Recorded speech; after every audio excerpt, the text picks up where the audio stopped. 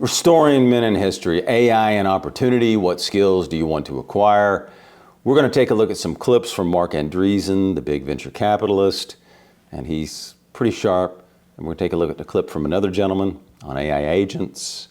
And we're going to look at a little piece on skills that you might want to acquire to do better in life and embrace AI and how there might be a fantastic opportunity for you there as well. Let's go with clip one, Marc Andreessen, go. In the tech industry, these come along every couple of decades, but they're not frequent. This one is up there with the microprocessor and the computer and the internet for sure, and maybe bigger. And so for us in the tech industry, this is I think a very, very, very profound, powerful moment. And of course, you're already seeing a lot of the effects that are already playing out. But this technology is going to change a lot of things, and it's going to be, I think, very very exciting.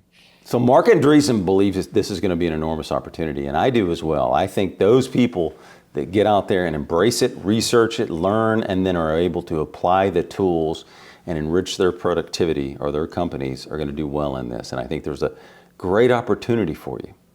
Let's go on to the next clip. Marc Andreessen, go. I actually just happened to have lunch with Demis Hassabis, who just won the Nobel Prize in chemistry for his work on protein folding. And not a bad lunch date. Yeah, exactly. And he was knighted this year also, so he's also Sir Demis. Good year. He and his colleagues basically have this transformative approach that they believe is going to lead to dramatic breakthroughs in the development of medicine in the years ahead, powered by AI. Healthcare is an obvious one. Entertainment is one that I think it's going to be extremely exciting what happens from here. And again, that's already starting to play out. You're already seeing like just sort of incredible creativity being applied to that. And so maybe you could kind of maybe bookend it by saying those, because it's kind of the most serious one and the most fun one. But then look, there's lots of other stuff. Probably the single biggest question I'm asking right now is robotics. So healthcare and entertainment, and here's what I'm really curious about. By the way, if you like this subject, please subscribe, like, comment. And here's a comment that I'm curious about, and I'm truly curious about this. He talks about healthcare and entertainment. Going to be vast opportunities there. I'm curious about your thoughts on entertainment and the movies, because I really do love good films. What do you think about it? How do you think it's going to affect entertainment? You can comment on healthcare too if you want, if that's your passion. But how do you think it will be used for entertainment? Will affect how you watch and go to movies? Do you still like to even go to the theaters? Will you watch a lot of movies with no real people in it? I'd just like to know your comments. I'm kind of curious about that. I've always enjoyed great films, so make a comment if you can. Thanks. Now we're going to censorship next. By the way, the same people who were pushing so hard for social media censorship have now shifted their focus to AI censorship. By the way, a lot of the actual censors themselves who used to work at companies like Twitter now work for the AI companies. So there's been like a direct, lessons learned and now applying it at a larger scale. And so I think that, I think this is going to be a giant fight. I think it's just starting. I think it's, maybe the most important political fight of the next 30 years. Tell me why. Well, because everything is downstream. Everything is downstream from being able to discuss and argue and be able to communicate. And so if you cannot have open discussions about important topics, you can't get good answers. So this is always a concern of ours. We talked about the court cases that went on and how the federal government actually coerced Twitter at the time. We know that now. That happened. We know it on Facebook. Mark Zuckerberg came out. So federal government has already done it. So imagine them now having AI to be able to control your thoughts, control what you read and see. And that's a great concern that I have.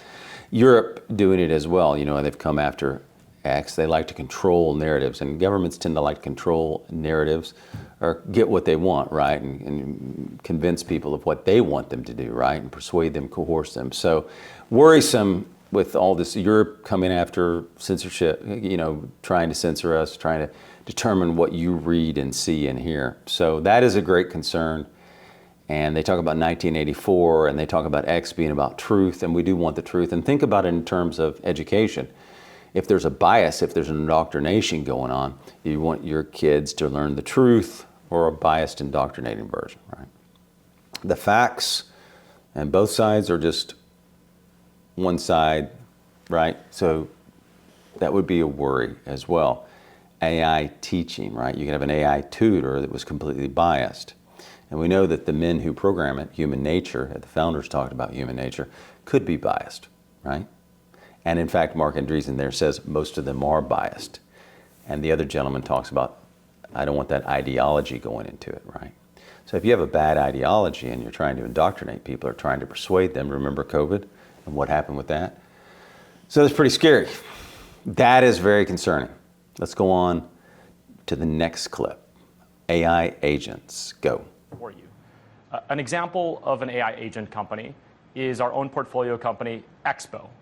Expo was founded by the creator of GitHub Copilot, and they set out to create an agent for cybersecurity, an extremely challenging and important space. And in a few months, they were able to develop an AI that can actually outperform some of the best penetration testers in the world. So this AI goes in and it attacks a website with the permission of the website provider, finds vulnerabilities, and actually reports it back and says, we have found these vulnerabilities. We've completed this entire task. That was 2024 for AI. It was all about agents. 2025 and beyond likely will be about swarms of AI agents, networks of AI agents, them working together and maybe even against each other to some result. Konstantin, the swarm of AI agents, I feel there's a swarm of companies talking about AI agents, that we're about to have Salesforce numbers after the bell today, and they're all about Agent Force. At the same time, we recently had one of your portfolio companies on Rocks, for example, which is also all about agents. How are we going to see them cross-contaminate, work against each other, or indeed some win and some lose? Absolutely. The reason why people are so excited about agents is because the promise of AI completing tasks, not every task, but many tasks, is so impactful. We really want AI to be able to do the work. You just mentioned Rocks, and Rocks is a great example of a company that is an AI agent, but an AI agent that actually includes the human in the loop. Rocks is not trying to cut the person out. They're actually trying to say, okay, you are a really good seller. You have really good human relationships with your buyers. Instead of trying to disintermediate that, we're going to empower you with an agent. This agent's going to do all the work and research for you. It's going to get you prepared for that next meeting. And an example of them actually putting that theory into practice is they originally developed a technology that would auto-draft emails. And they actually had the ability to auto-send those emails. But they took that out, and they found that when they actually kept the human seller in the loop, performance was triple, 3 times as high. So there are companies where the agent's going to do the entire task, likely in the cybersecurity space, like with Expo. There are companies where their AI agent's going to do work for the person in order to augment them. So we talked about this in another piece. An AI agent is one way you might increase productivity, right? We talked about it in the last video. But I wanted to see this clip. I thought he's very good at talking about it. And in 2025, you may want to experiment. Set up an AI agent and try this out. Again, it's going to be who learns it well and can use it well, right? So let me know your overall thoughts on AI and AI agents in the comments if you can. I'm curious to know about that. Now, we have an article. Before we get to it, I'm going to give you 2 skills that I think are going to be important in the future. Creativity and how well you think. Analytical thinking. Can you also, a third thing, how intellectually curious are you?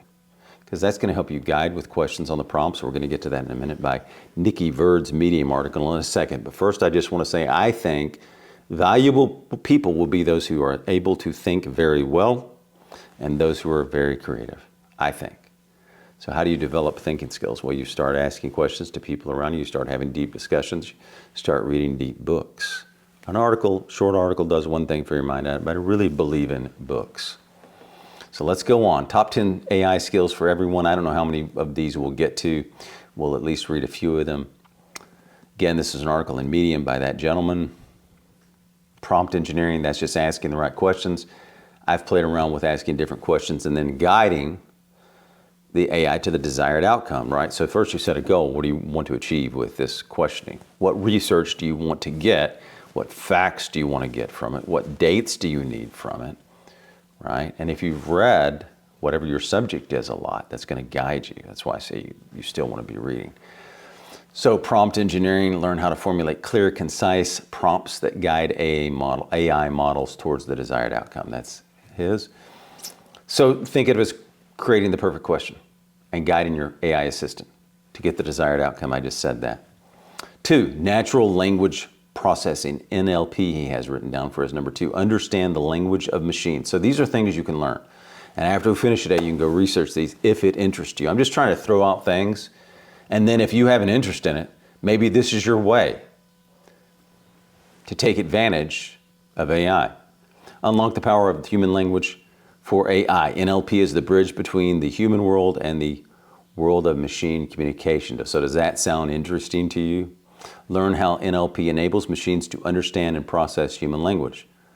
Explore NLP applications, chatbots, virtual assistants, okay? So that gives you a feel. Number 3, AI, business strategy and implementation. Do you have a business strategy, if you have a business, on how you're going to use AI and how you're going to integrate it? Are you identifying opportunities which can make your employees or you or your business or anyone around you that you know even and help them to make them more productive, to increase your productivity? So think about a plan for that and a roadmap. And it might give you an edge in business. So identify opportunities and recognize the areas where AI can help you. Let's go on to number 4. Data. Data's been very important for a long time. And of course, it's incredibly important to AI. Now, I would go into companies and we would collect the data. What was the key to that? You had to organize it and allow them to understand it. So if you're going to go into a company, how does the data apply to them? How does it make them better? So you have to learn analysis, right? And you have to know their problems and what they're trying to solve. If you're using it in business, how is this data either going to help you or how is it going to help your customers, right? And then you can take action with it. So when I went into companies, I'd show them the ROI that the analysis and the data is going to give us and how it's going to increase their efficiency and productivity, and I could do that. All right, number 5, intuitive understanding of AI limitations. He's talking about knowing when to say no. Trusting AI is blind and is dangerous, he says. AI is powerful but not magic. So anyway, develop an intuitive understanding of AI limitations. Know when it's right for the job, he says. Learn to identify situations where human judgment, creativity, or empathy are essential. So how's it going to work together? Remember the clip earlier with the gentleman? When they put humans in it, right, in that clip above with that gentleman with AI agents for sending the emails, it worked actually better, right? 6, creative AI thinking. Unleashing the unexpected. Don't just use AI, collaborate with it. Train AI models on your creative style and preferences. Use AI to generate ideas, brainstorm solutions. There you go. He's talking about how you're going to use it. Music composition, if you're an artist, he talks about design generation. There you go. There's some examples. The future of creativity, he believes, will thrive at the intersection of human imagination and AI capability. What do you think about that? 7, AI problem solving with a machine twist. AI is not just about automating tasks, it's about solving complex problems in innovative ways. So, and here we talk about this all the time. Hone your critical thinking skills and identify problems suitable for AI solutions. Now, we think critical thinking skills are going to be very important in the future here. And learn how to frame questions. Marc Andreessen, the other gentlemen, were concerned about framing by governments using AI to frame what you receive, or I think I would also worry about them pressuring like they did before. X, Facebook, Europe pressuring them to censor the information you see so you don't have good information. Number 8, AI-powered personal branding. He talks about amplify your voice with AI. Stand out from the crowd by leveraging AI to refine your online presence. Use AI tools to analyze your target audience, identify relevant keywords, and optimize your content for search engines. Does that sound good? 9, AI curiosity. Continuous learning, we believe in this all the time here. We always say, always be learning. So this one rings true for RMH. Always be learning, always be reading. I think it's going to be more important to read deep, good books and have deep, good conversations and social interaction with AI coming on. I think it's going to be really important to have good friends. You don't want to just be sitting at your computer all day. You need the friendships. That's a different subject, but you need friendships and good, deep conversations with them, which will also make you a better thinker, right? Listening to smart men makes you a better thinker, I think, and reading deep, good books. So you want to balance it. And it's always changing. He's talking about we're going to have to be learning constantly, and we always say that, always be learning, always be learning. Read books. Okay, take online classes, read books, go to conferences, learn more about AI, invest in it. I think it's going to be enormously powerful for you to have these tools. Okay, so be able to adapt, learn how to communicate effectively with AI. Number 10, human and machines, collaboration, learn how to communicate effectively. And that's 10. So we did 10, and I'm just going to give you, he goes over some technical AI skills. We'll just read them real fast. Programming languages, you can learn to do that. Python, Java, others, data modeling, understanding how to structure and manipulate data sets, he's talking about. Data analysis, skills in processing and analyzing large, important sets of data. Machine learning, building and deploying machine learning models and understanding the basics of ML algorithms. So these are some things and skills you can get into if this interests you. I'm just going to throw them out. Then if you're interested, you can go learn more. Data engineering, building and maintaining data pipelines for AI projects, ensuring data quality, computer vision, analyzing and interpreting visual data. Okay, I think you're getting it. You can research this. Robotics. Marc Andreessen earlier talked about robotics and how big that was going to be. So you might want to look into robotics if that interests you. Okay, you heard the other clip of the other gentleman. What was he talking about? Cybersecurity. That could be a place that you could look to do something in cloud computing. So there's all these things that you can look at. Domain-specific AI, AI in healthcare. Marc Andreessen talked about that. Entertainment, Marc Andreessen talked about. So you might investigate doing something in entertainment. Andreessen thinks that's going to be huge. Finance. So whatever you're interested in, marketing is going to be big. I've seen several videos on how you can use this for marketing. So I think that's enough examples. Emerging skills. He talks, let's do this, emerging skills, explainable AI, understanding and interpreting the reasoning behind AI decisions. So does that interest you? Neuromorphic computing, developing and utilizing brain-inspired computing architectures.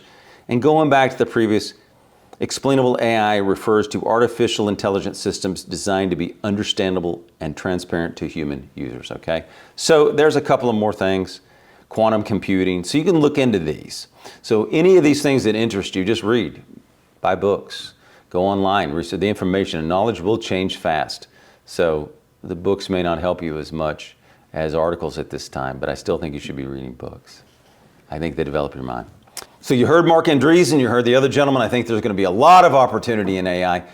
Don't forget to subscribe if you like these subjects, comment, hit the notification, but let us know your comments. I'd love to hear from you about this, about especially entertainment, healthcare, finance, whatever your interests are, but more importantly, where do you think AI is going to go and what are you apprehensive about? What are your fears about AI? I'd love to hear. It's a new subject and a great one going on, so I'd love to hear your comments on all you're thinking about AI. Thank you.